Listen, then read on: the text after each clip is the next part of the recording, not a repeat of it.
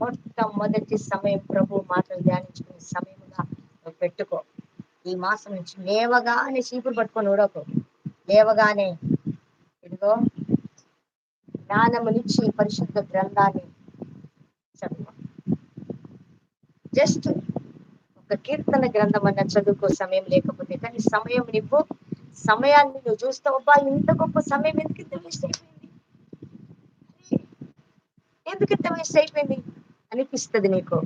కనుక ఈ రోజు వరకు నీ సమయము నీ పిల్లల పని కోసం, నీ భర్త పని కోసం, నీ పని కోసం, వ్యర్థమైన ముచ్చట్ల కోసం, ఇంకా దేనికోసం వ్యర్థం చేసుకున్నావేమో. కానీ ఇప్పటి నుంచి ఈ జూన్ మాసం నుంచి ఉదయం లేసి ఒక్క కీర్తన గ్రంథం చదివి ఈ పని ప్రారంభించు. మరొక దినము ఒక్క అధ్యాయం చదువుకో, పని ప్రారంభించు.